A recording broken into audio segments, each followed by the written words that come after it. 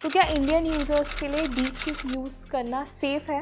तो इसमें एक चीज़ और ध्यान में रखने वाली है कि कितना विश्वसनीय है जो जवाब आता है, राइट? क्योंकि एआई में जो एक जिसको मायावी एआई कहते हैं, हेलुसिनेशन जिसको कहते हैं, उसका मतलब ये है कि जब इन्फॉर्मेशन नहीं है तो वो एआई बना के देते थे। और तो आपका फ़ोन जैसे मेज़ पे भी रखा है तो सुन रहा है आप क्या कह रहे हैं, राइट?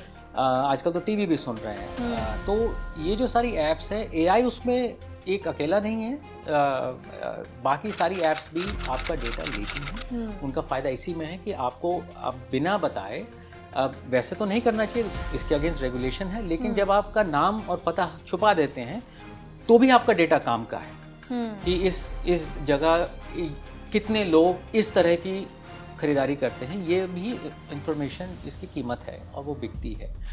इवन हम बोलते भी है कि जो नेक्स्ट वॉर होगा डिजिटल वॉर। चीन से आई गई चीज़ एटलीस्ट भारत में तो एक स्पर्धा की बात है, और एक जो राजनीतिक इसका एक पहलू है कि वो विश्वसनीय नहीं होती है। तो अमेरिका में उदाहरण के तौर पर जो रक्षा विभाग है वो नहीं यूज़ कर रहे हैं डीपसीक। पब्लिक यूज़ कर रही है बट गवर्नमेंट में नहीं यूज़ कर रहा है सर। लेकिन चीन का क्या है कि एक तो वो सत्तावादी सरकार है, प्रजातंत्र तो है नहीं इंडिया की तरह या अमेरिका की तरह या यूरोप के जो देश हैं।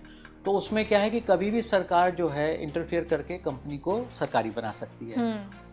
अगर ये इस तरह का कुछ होता है तो फिर आपका डेटा का क्या होगा आपको नहीं पता। या फिर चैट जीपीटी सेफ है अगर हम कंपेयर करते हैं डीपसीक से? उस सबको समझना जो अभी तक ना डीपसीक कर पा रहा है ना चैट जीपीटी कर पा रहा है। तो एक्चुअली ज़रूरत तो है कि भारत का एक अपना लार्ज लैंग्वेज मॉडल बने, क्योंकि अल्टीमेटली जो एल्गोरिदम बना रहा है वो भी एक व्यक्ति ही है जो डिज़ाइन करता है एल्गोरिदम को। हाँ, वो एल्गोरिदम अपने आप से जाके सीखता है, लेकिन जो उसका जो बेसिस है उसमें जो अगर एक तरह का पक्ष लिया गया है या किसी विषय को ज़्यादा वजन दिया गया है तो एल्गोरिदम उसी तरह से काम करती है उस डेटा के ऊपर। जो घोड़े रखते हैं उनकी जॉब्स का क्या होगा? वो तो सब बेकार हो जाएंगे, बट हुआ नहीं ऐसा। फिर कार मैकेनिक आए, फिर और मैन्युफैक्चरिंग हुई और उद्योग लगा।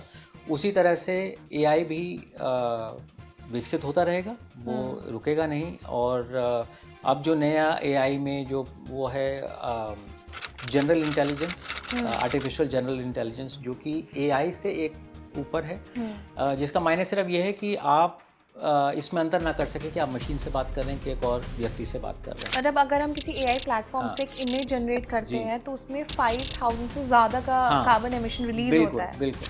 और जो उसका यूनिट है tons of carbon dioxide emitted, PCO2e, वो एक यूनिट है जो कि डेटा सेंटर लाखों में उत्सर्जन करते हैं। तो जितने डेटा सेंटर बढ़ेंगे उतने कार्बन एमिशन भी बढ़ेंगे और जो धरती जो गर्म हो रही है और गर्म होगी।